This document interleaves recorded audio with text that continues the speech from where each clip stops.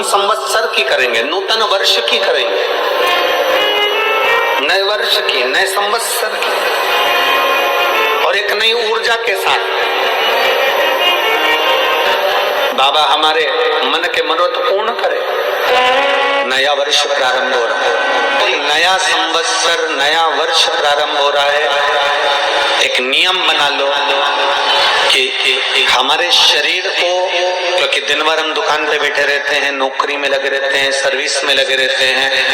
अगर मुंबई, पूना, चेन्नई, मद्रास आदि बड़ी बड़ी सिटियों में लोग रहते हैं तो उनको ऑफिस जाना पड़ता है। सवेरे से जल्दी उठते हैं, काम करते हैं, दिन भर ऑफिस में लगे रहते हैं। व्यापार करने वाला व्यक्ति व्यापार करता रहता है, नौकरी करने वाला व्यक्ति नौकरी करता रहता है, धंधा करने वाला व्यक्ति धंधा करता रहता है, ठेला चलाने वाला, गाड़ी चलाने वाला गाड़ी चलाता रहता है। घर की माताओं को एक नियम नए संवत्सर से चालू कर देना चाहिए। क्या नियम?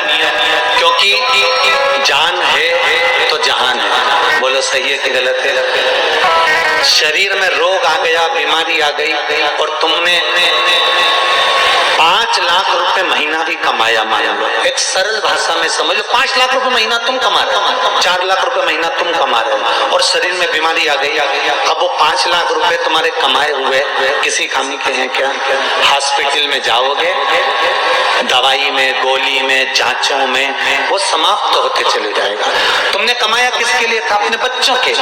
मेहनत किसके लिए करी? अपने बच्चों के लिए। परिश्रम किसके लिए करा? आगे बढ़ने के लिए। और मालूम पड़ा कि तुम बीमार पड़ गए, जितना तुमने कमा कर जोड़ा था वो सब तुम्हारी बीमारी में लग गया। तो ऐसा कमाना कोई फायदे का है क्या?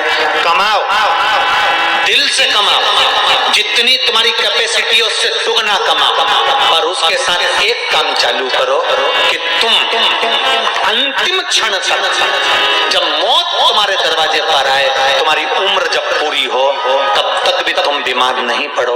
उसके लिए एक काम चालू कर दो कि नए साल से हमें तांबे के लोटे में पानी भरना है, सिर से 8 इंच ऊपर रखना है, सूर्य को अर्घ देना है, और जो पानी नीचे गिरेगा उस पानी में से सूर्य का दर्शन करना है। वो पानी जब हमारे शरीर के इस हृदय रेखा के सम्मुख से, इस कपाल रेखा के बीच में से, मध्य से उस पानी की धार जब सूर्य की किरण देगा तो हमारे शरीर में कोई बड़ी बीमारी, ना कैंसर, ना लीवर, ना किडनी, कोई अटैक पटेक आ ही नहीं।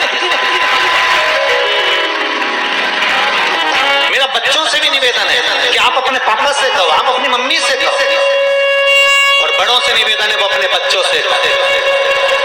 बुजुर्ग माताओं से निवेदन है, अगर आप अपने बच्चों को सुखी देखना चाहती हो, बीमारी में पैसा नहीं लगाना चाहती, आप अपने बच्चों को अंत समय अपनी आंखों से उसको तड़पता हुआ नहीं मरना देखना चाहती, तो सूर्य को अर्घ देना चालू कर दो। क्योंकि सूर्य की किरण जल के साथ जब इस शरीर पर पड़ती है तो शरीर में कोई बीमारी टिक ही नहीं सकती। ये श्रीमद् शिव महापुराण की कथा है। ये ज्योतिष शास्त्र कहता है, रंग शास्त्र कहता है। हमारे जितने ज्योतिष शास्त्र हैं, रंग शास्त्र हैं, नग बताते हैं, मोती बताते हैं, नीलम बताते हैं, पन्ना बताते हैं, ये सब क्या पहनाते हैं? रंग का क्यों पहनाते हैं? क्योंकि रंग का इफेक्ट इस शरीर पर पड़ता है। कपड़े कौन से कलर के पहन रहे, उसका इफेक्ट इस शरीर पर पड़ता है। उसी तरह 8 इंच ऊपर मस्तिष्क से तुम्हारा हाथ होना चाहिए, तांबे के कलश में जल होना चाहिए, और सूर्य को देखकर उस जल की धार में सूर्य को जल दीजिए। जिंदगी में बीमारी तुमको नहीं घेर सकती, और बीमार हो भी गए हो तो 15-20 दिन करके देखने में कुछ नहीं जाता। बाद में मत करना, श्योर वाला हमारा झूठ बोल रहा होगा, उसमें क्या दिक्कत है? क्यों कह रहे हैं, क्यों बोल रहे हैं? उसका एक कारण है, आज के समय में लोग 80 साल और 90 साल के होकर नहीं जा रहे भाई। आज के समय में लोग अटैक आता है, बीमारी आती है, कैंसर हो गया, शुगर हो गई, बीपी हो गया, 60, 70, 75, 55, 40 में लोगों के प्राण छूट जा रहे हैं। अगर ये पूरी पृथ्वी युवानों से जवानों से अगर विहीन हो जाएगी तो किस काम की?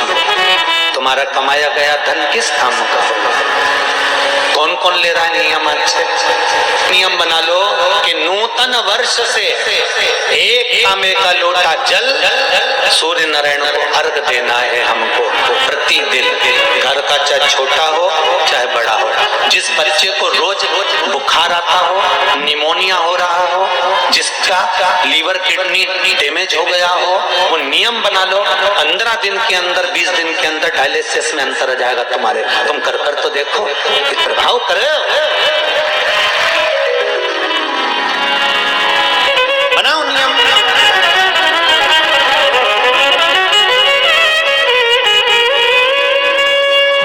जिस नारी को रजो धर्म से जुड़ी हुई या गर्भाशय से जुड़ी हुई कोई बीमारी हो गई हो, वो नारी भी सूर्य को जब अर्घ दे तो उस जल को बिल्कुल स्लो एकदम धीरे धीरे गिराए, एकदम धीमा धीमा, जल्दी जल्दी पानी उंडेल के मत आना। सूर्य देवता को अर्घ देना।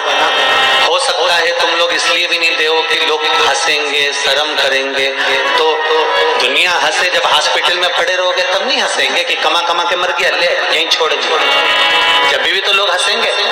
तो उससे अच्छा है दुनिया आग लगे बस्ती में। अरे अच्छे से बोलो जरा, आग लगे बस्ती में, अपन रहो मस्ती में। और एक निवेदन हो रहे, जो ये बात कही है इसकी क्लिपिंग आप काट लेना और सारे के व्हाट्सएप पे भेज देना कि हमको नूतन संवत्सर से एक लोटा तांबे का जल सूर्य नारायण को देना है इस शरीर के लिए, क्योंकि हमने परिवार के लिए बहुत करा, अब अपने लिए करना है। कोई पैसा लग रहा है? अरे बोलते जाते शिवर वाले महाराज ने तुमसे धन मांगा नहीं, पैसा मांगा नहीं, इसमें तुम्हारे अगर प्राण बचेंगे तो शिवर वाले महाराज का कोई भला होगा? नहीं। भला किसका होगा? तुम्हारी पत्नी का सौभाग्य अमर हो, तुम्हारे बच्चों का पिता उनके सामने होगा और माँ उसके सामने होगी। तुम्हारे लिए कर, या हमारे को कुछ नहीं चाहिए, तुम तो तुम्हारे लिए करो। एक बात अच्छे से सुन लो, जितने लोग आस्था चैनल पर सुन रहे हो, जितने फेसबुक यूट्यूब पर कथा सुन रहे हो, और जितने अपने घर में जो शिवलिंग है, अपने घर के अंदर जो भी शिवलिंग है, भले वो छोटा से छोटा हो, बड़ा हो, जैसा भी शिवलिंग है, आप सब जगह का जल शिवलिंग पे चढ़ा। पर शिव महापुराण की कथा कहती है कि अपने घर का जल भी शिवलिंग पर चढ़ना चाहिए। निज जगह, अपनी भूमि।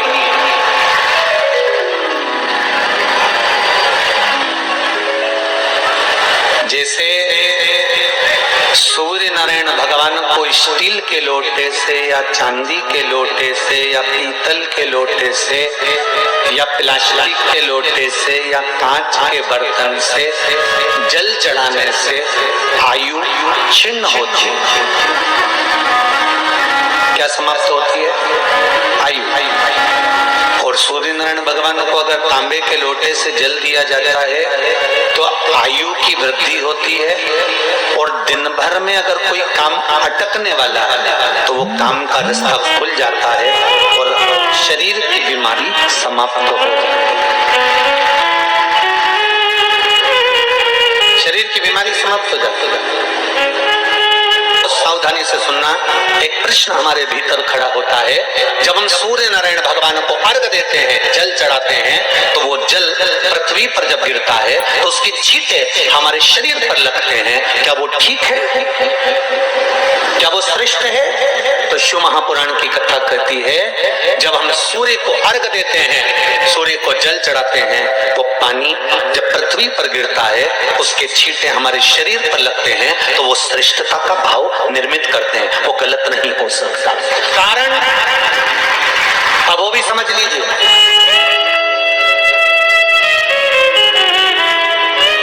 अब सूर्य नारायण भगवान को आप जल चढ़ा रहे हो तो छींटे नहीं लगे, उसके लिए क्या स्टूल पे चढ़ के चढ़ाओगे कि कुर्सी पे चढ़ के चढ़ाओगे? अरे बोलो तो सही। अब कई लोगों के दिमाग में ये बात भरा गई कि हम भगवान को जल चढ़ाते हैं, वो हमारे शरीर में छींटे लगते हैं, जमीन पे से पानी गिरता है, वो हमारे शरीर को छींटे लगते हैं, भगवान को अच्छा नहीं लगता होगा। कौन ने कहा? पहले तो उसको पकड़ के ला। मेरे राम जी महाराज, मेरे भगवान कृष्ण,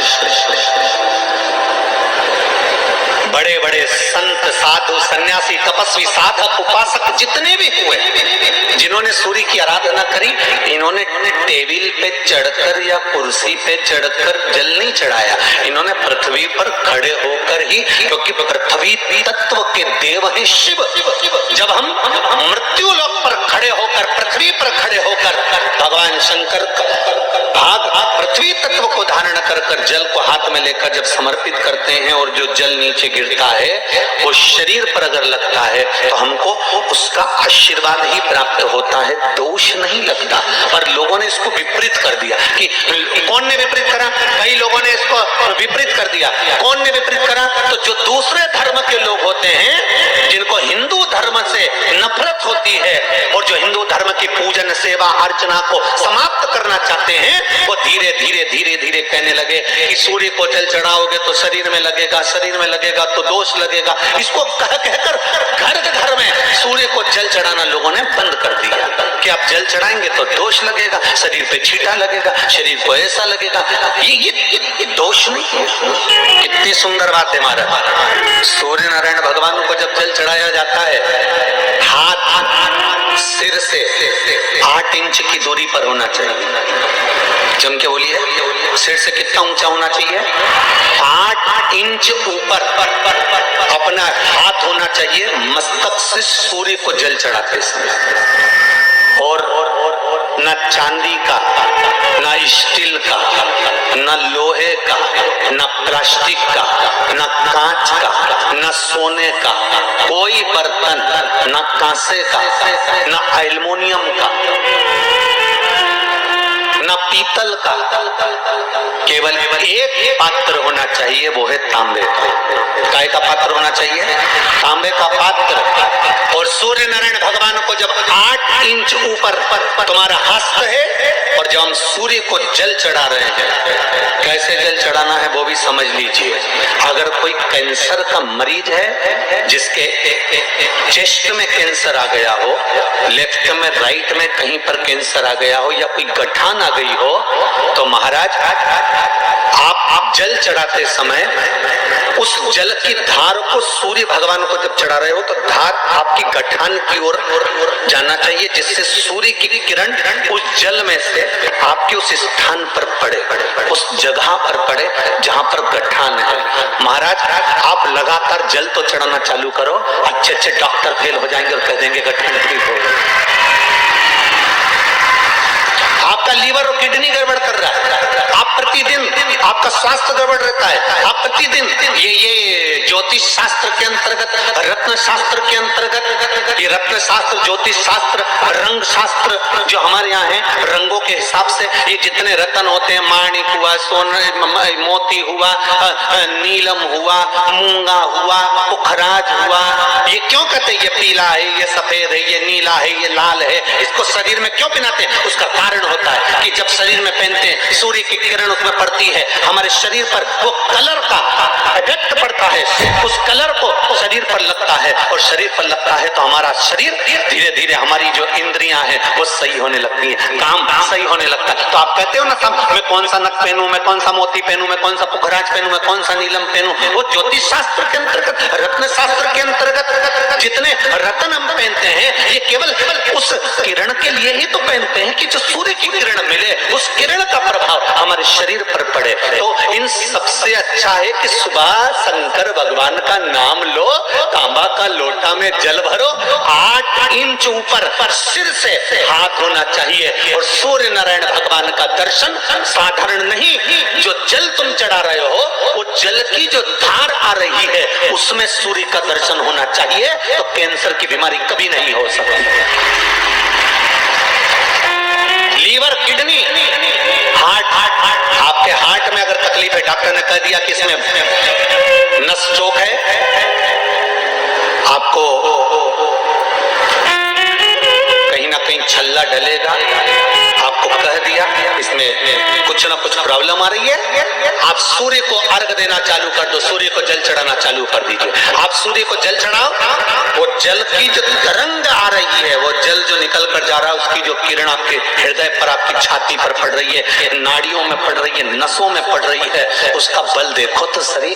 1 महीना लगातार चढ़ाओ तो 15 दिन 20 दिन कर तो देखो। क्यों राम जी महाराज जल चढ़ाते थे, क्यों भगवान कृष्ण जल चढ़ाते थे सूर्य को, क्यों दशरथ जी महाराज जल चढ़ाते थे, क्यों कश्यप ऋषि जल चढ़ाते थे सूर्य को, सारे 33 कोटि देवता, सारे ऋषिवर, साधु संत सन्यासी तपस्वी साधक उपासक सब भगवान सूर्य को अर्घ दिया करते थे। क्यों देते थे, किस लिए? सूर्य नारायण भगवान को जल चढ़ाते समय आपके पंजों की एड़ी ऊंची नहीं होना चाहिए, ध्यान दीजिएगा। आपका पंजा पांव का पूरा की पूरा जमा होना चाहिए भूमि पर। हाथ कितने इंच ऊपर? 8 इंच ऊपर होना चाहिए। जल जो गिरे, सूर्य की किरण, सूर्य का दर्शन उस जल की रोशनी में करना चाहिए। क्या होगा उससे? जिस बच्चे को आंख में चश्मा लगा हो, मोटे से मोटा चश्मा लगा हो, छूट नहीं रहा हो, तो थोड़े दिन उसको सूर्य का अर्घ चढ़वाना चालू कर दो और जल में से सूर्य का दर्शन कराना चालू कर दो। सूर्य का दर्शन जल में